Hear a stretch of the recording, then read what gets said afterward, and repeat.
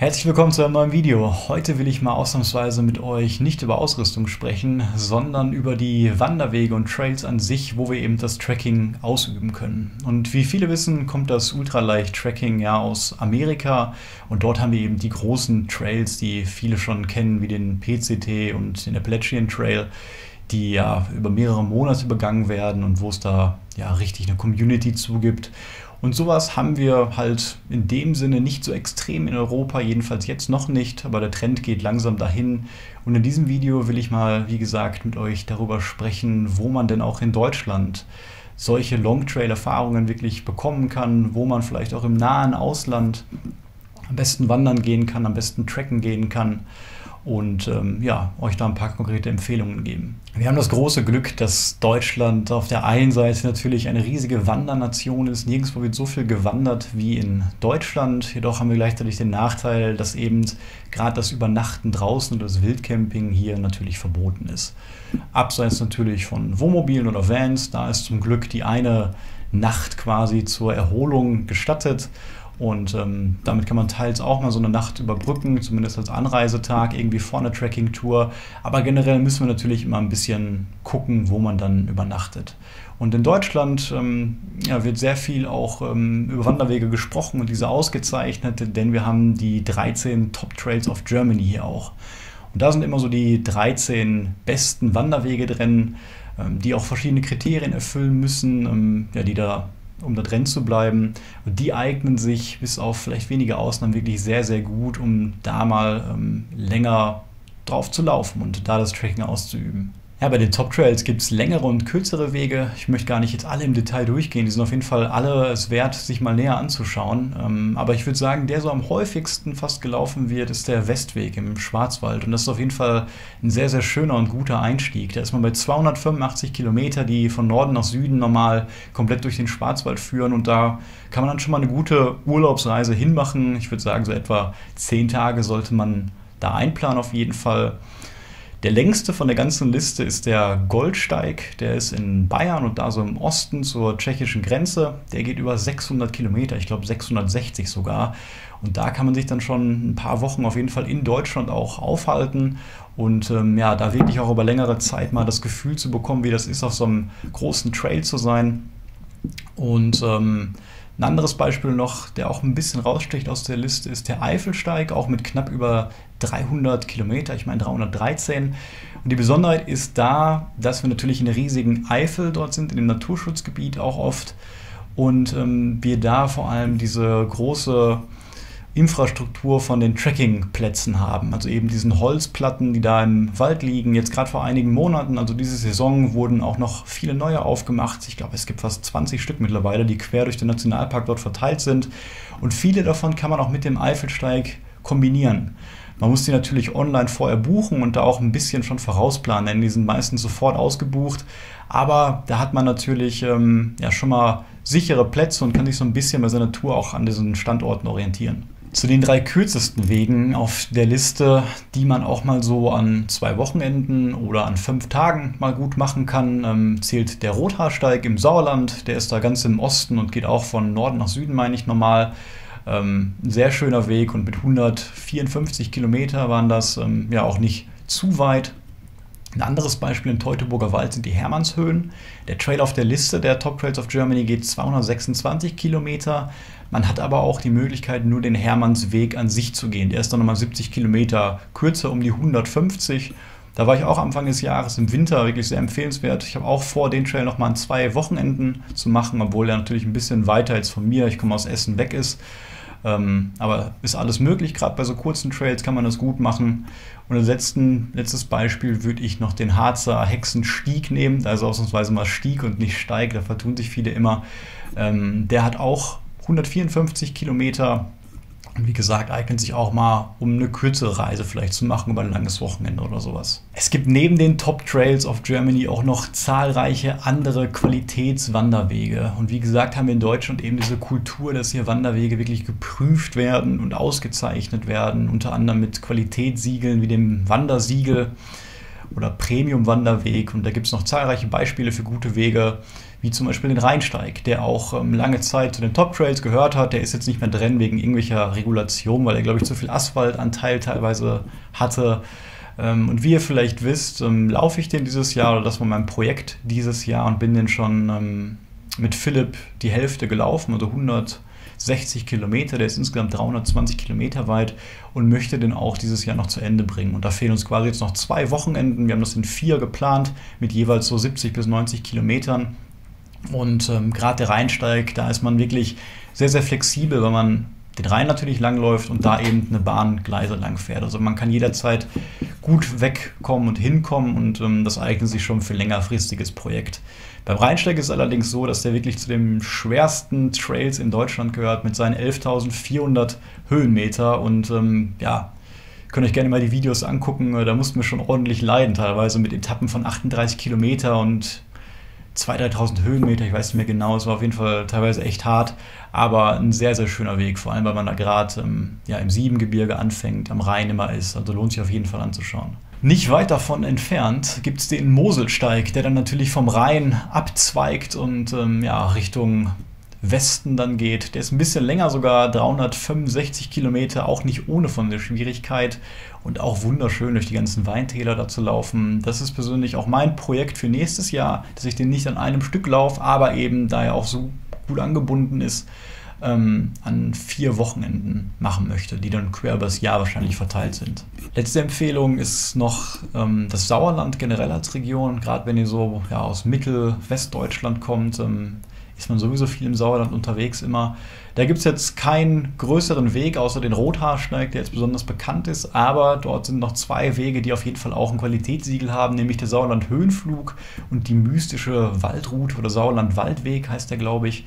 Den Höhenflug bin ich eben selber gelaufen, sogar von zu Hause aus, habe da eben noch ein paar Kilometer drangehangen, ja, um dann eben einfach die Möglichkeit mal zu haben, wirklich von zu Hause irgendwie hinzulaufen. Bin dann von Essen hier bis nach Hessen gelaufen, über 280 Kilometer. Und ja, der Weg war wunderschön, heißt Höhenflug, weil man eben die ganzen Höhen im Sauerland abläuft. Und da gab es auch wirklich zahlreiche Plätze, um dort gut im Wald zu übernachten. Ich habe auch ein Video auf YouTube, zwar nur mit Fotos, aber das gibt mal ein paar Einblicke, wie sowas aussehen kann. Und einen ganz besonderen Trail will ich hier noch einmal erwähnen, den es jetzt so seit 1, 2 Jahren erst gibt, nämlich den Nord-Süd-Trail, den NST, der von dem Wanderer Soulboy ja, lange entworfen und geplant wurde und auch zum ersten Mal selber gelaufen wurde letztes Jahr. Der startet eben auf Sylt, dem nördlichsten Punkt von Deutschland, und geht bis in die Alpen, den südlichsten Punkt. Und da überquert man bis zu 32 bekannte Wanderwege, auch viele, die jetzt bei den Top-Trails dabei waren, sehr viele Premium-Wanderwege, und geht eben durch ganz Deutschland dabei auf insgesamt 3.527 Kilometer.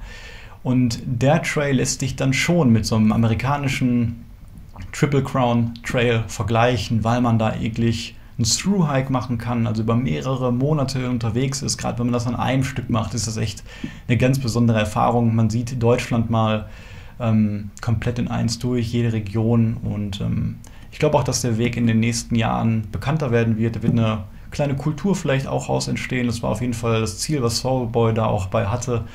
Und ja, ich würde den selber gerne eines Tages laufen. Ich weiß nicht, ob ich das von der Zeit natürlich an einem Stück schaffen werde, aber man kann es auch ja, über Jahre oder Monate mal machen, Teilstücke laufen, da mal irgendwie 2 Wochen, dann wieder 2 Wochen, und ja, den natürlich dann irgendwann mal komplett fertigstellen. Das ist auf jeden Fall eine sehr tolle Sache. Ja, wenn man dann so ins nahe Europa guckt, also ins deutsche Umland, da gibt es dann schon 3 Trails, die wirklich herausstechen, die sehr, sehr stark begangen werden und wo sich schon so eine kleine Trailkultur entwickelt hat, falls man eben das primär auch mag, weil das ist natürlich ein großer Anreiz, warum man lange Trails in Amerika läuft, weil man da eben sehr viele Leute kennenlernt und ja, wie gesagt, sich so eine kleine Community daraus bildet. Und dieses Gefühl kann man auf jeden Fall in Europa auch so ein bisschen reproduzieren. Und ja, die meistgegangenen Wege, würde ich sagen, sind auf jeden Fall der West Highland Way in Schottland mit seinen 150 Kilometern.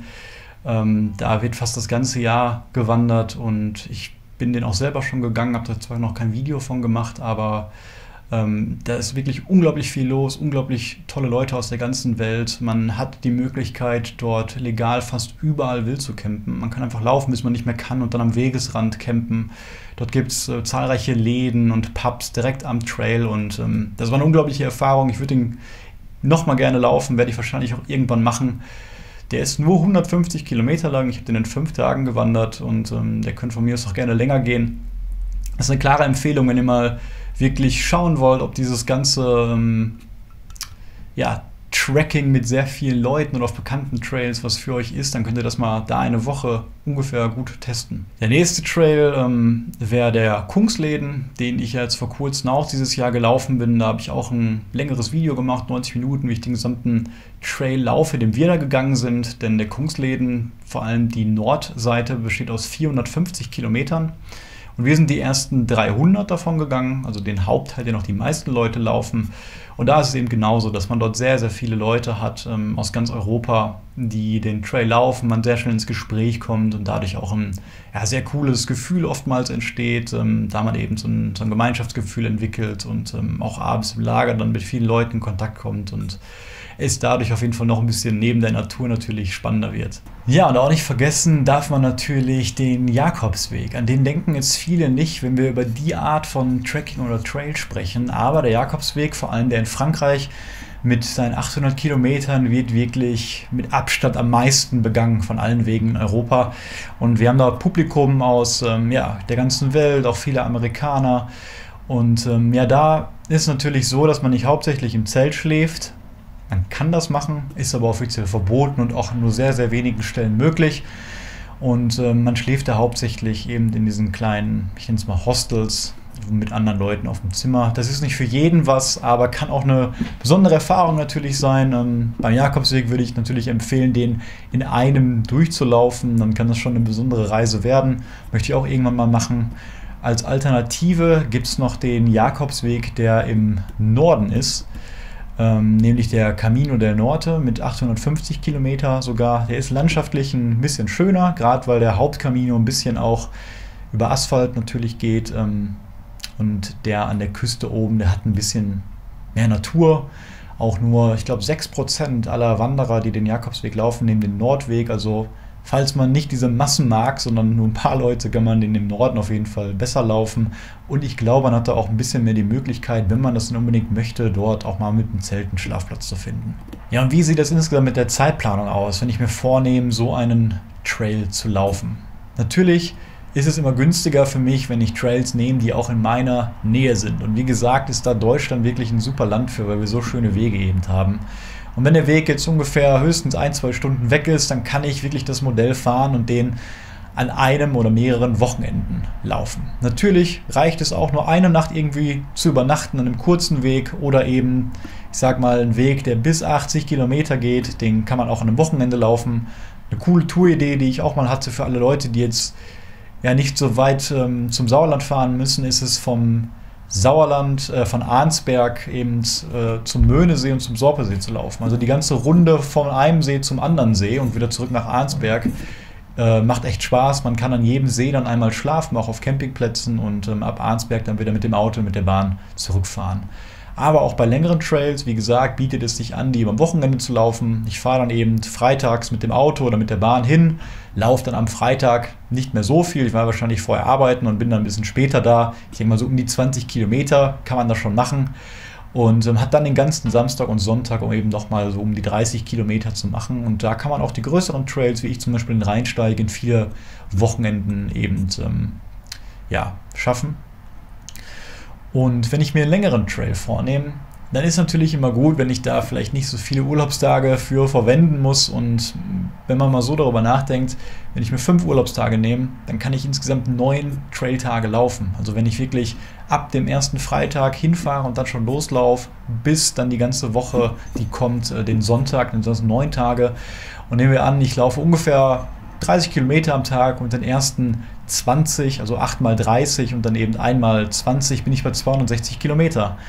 Und da kann man schon eine Menge Wege wirklich mitlaufen, auch viele der Top Trails of Germany, wie gesagt. Und gerade dieser Zeitraum, 250 Kilometer oder alles bis 300. Das kann man sehr gut in einer Urlaubswoche mit 2 Wochenenden oder 10 Tagen insgesamt dann schon machen.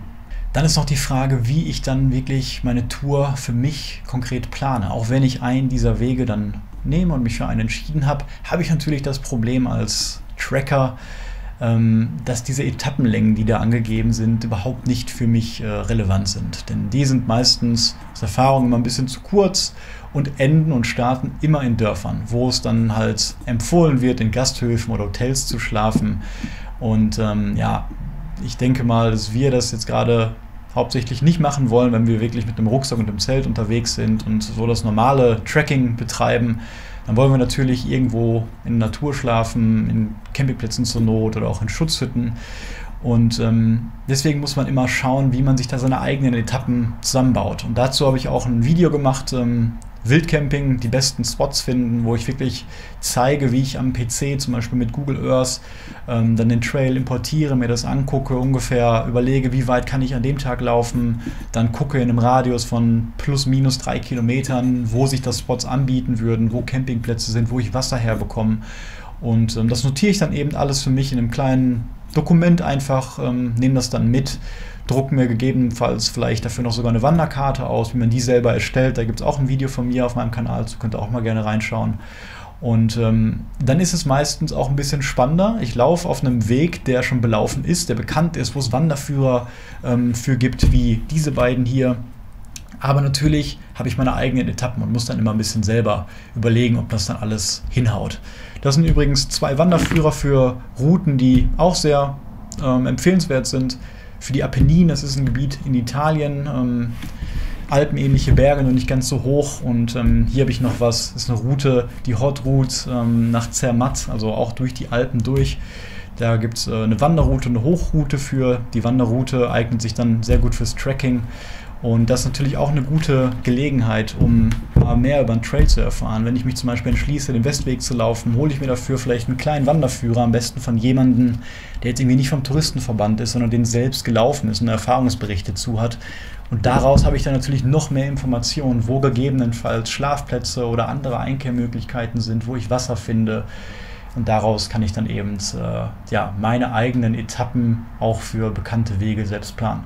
Und was ich persönlich am liebsten mache und mir auch am meisten Spaß macht, ist es, meine eigenen Trails zu planen. Denn da kann ich wirklich was entwerfen, was perfekt zu meiner Situation passt. Falls ich nur Wege irgendwie habe, die von den Top-Trails kommen, die ein bisschen weiter weg sind, kann ich dann direkt in meinem Umkreis was bauen, vielleicht von zu Hause schon starten. Und da ist auch eine gewisse Spannung dann natürlich drin, weil ich eben keine bereits gelaufenen Wege laufe, sondern den selber zusammengebaut habe und muss natürlich dann darauf vertrauen, dass der auch so klappt, wie ich mir das vielleicht über ein paar Wochen am PC zusammengeklickt habe. Ja, manchmal ist es eben nötig, dann bei so selbst geplanten Sachen mal vorher vielleicht Teilstücke selbst zu testen oder auch ein paar einzelne Trails auszukundschaften. Wie im letzten Video schon gesagt, was über Wasserwandern ging, habe ich vor, nächstes Jahr mal irgendwie eine kleine Tour zu machen, wo man auch ein paar Wasserwege oder Seen überqueren muss. Und deswegen bin ich hier heute am Baldener See nochmal und möchte nach ein paar Schlafgelegenheiten suchen und generell mal schauen, wo ich überhaupt ins Wasser kann und welche Strecken ich damit genau fahren möchte.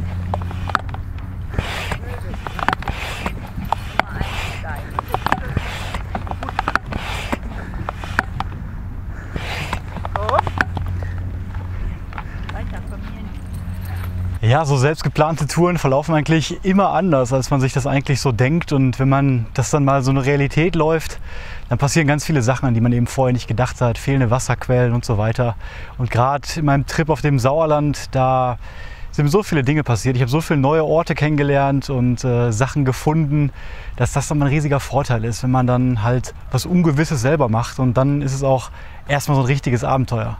Ja, und die Route, die ich für nächstes Jahr geplant habe, wenn es ein bisschen wärmer ist, wir haben natürlich gerade Ende Herbst, sind eben übers Wochenende gesehen nur 35 Kilometer, aber ich möchte von zu Hause eben loslaufen mit meinem Ultraleichtgepäck und mit einem Fortbewegungsmittel übers Wasser. Und das ist bei mir jetzt eben, wie gesagt, dieses Sub hier.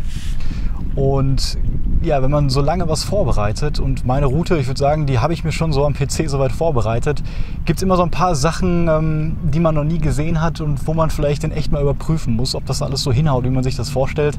Und deswegen bin ich hier heute auf dem See unterwegs und ganz am anderen Ende des Baldener Sees, da soll ein Campingplatz sein, an dem ich selber noch nicht war auf der Seite, und ich möchte eben gucken, einerseits, ob ich hier einen Einstieg finde, den habe ich gefunden, den werde ich auch später nehmen, und ob ich da hinten gut an Land gehen kann und allgemein, wie das da aussieht, ob es sich da lohnt zu schlafen. Und ja, dann möchte ich eben, wie gesagt, ein Stück laufen, ein Stück über Wasser, dort übernachten, weiter über den Baldener See, dann von hier nach Hattingen laufen mit dem ganzen Gepäck, sind so 12 Kilometer, ab da in die Ruhr, den ganzen Tag fahren, in der Ruhr dann auf den Campingplatz gehen, der ist daneben, und dann den letzten Tag am Sonntag noch ein bisschen weiter über die Ruhr und dann ab nach Hause. Und jetzt ist erstmal ein langer weiter Weg dahin zu paddeln, und ich hoffe, ich falle nicht rein. Wie gesagt, Ende Herbst und ziemlich kalt gerade. Also mal schauen, wie das wird. Okay, dann wollen wir mal. Das ist meine 4. Fahrt jetzt, glaube ich, zum ersten Mal hier auf dem See. Ist auch ein bisschen windig, ein paar Wellen sind da.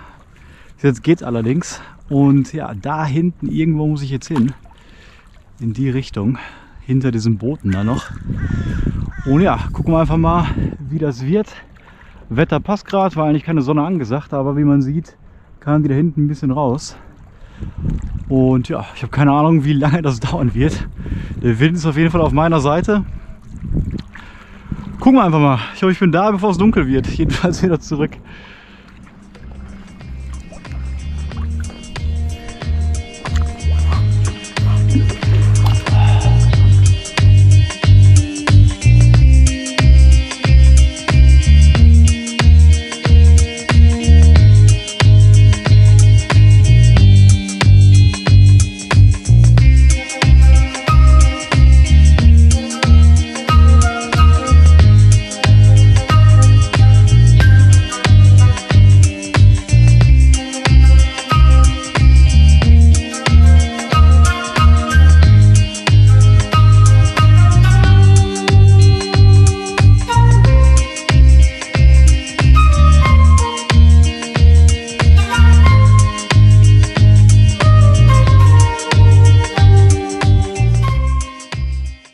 Okay, da wären wir. Und bisher muss ich sagen, das sieht viel, viel besser aus, als ich mir das vorgestellt habe. Gegenüber direkt der Hang, auf dem ich auch schon oft lang gelaufen bin. Da läuft man am Baldener Steig lang, und das ist hier mitten in der Natur. Falls ihr das seht, da ist sogar eine Wasserratte, glaube ich, oder ein Biber. Ich weiß gar nicht, ob ihr das sehen könnt. Und ja, wir sind hier mitten im Wald. Ich höre kein Auto. Das sieht sehr, sehr gut aus. Und die Strecke war auch okay. Ich weiß nicht, wie lange ich jetzt gefahren bin. Ich kann mich gar nicht so gut umdrehen, weil ich sonst, glaube ich, reinfalle. Aber das war eine halbe Stunde jetzt vielleicht höchstens. Ich habe das ja gesehen. Die Seeüberquerung war ein bisschen länger, als ich dachte. Aber das ging. Natürlich bin ich jetzt hier mit der Bahn hingefahren und werde dann bei dem richtigen Trekking-Wochenende bis hierhin laufen. Mit den ja, wahrscheinlich so 14, 15 Kilo auf dem Rücken. Mit dem ganzen Wasserequipment und dem Essen und so weiter. Aber ja, ich denke mal, dass das klappen wird. Dann hier rüber. Freitagabend werde ich dann hier anlegen irgendwo. Wenn man hier noch schlafen kann diese Saison oder Anfang nächster Saison. Ich überlege nämlich schon, weil das echt noch warm ist, ob ich das vielleicht doch noch irgendwie die nächsten Wochen mache. Ich habe natürlich auch einen Neoprenanzug gerade drunter, also wenn ich mal reinfallen sollte, soll ich zumindest nicht erfrieren auf den ersten Moment. Und ja, das sieht hier wirklich noch schön aus. Ich sehe auch gerade, dass hier jemand noch Rasen mäht, also es kann sein, dass man hier vielleicht auch sogar im Winter eventuell schlafen könnte mit einem Zelt. Das wäre schon echt eine tolle Sache. Und von hier aus dann wirklich Samstag in der Früh los, stelle ich mir wunderschön vor. Und ja, ich werde jetzt noch mal da hinten um die Ecke paddeln. Dann müsste ich so ungefähr schon das Ende vom Baldener See sehen können. Ich werde, glaube ich, nicht bis zum Ende fahren, denn man will auch ein bisschen Überraschung noch haben. Das heißt, ich muss gucken, wenn ich dann am Samstag da irgendwo ankomme, wo ich da rauskomme. Aber ich spekuliere einfach mal darauf, dass es da irgendwie einen Haltepunkt geben wird. Aber trotzdem fahre ich nochmal um die Kurve und schaue mal, was da ist.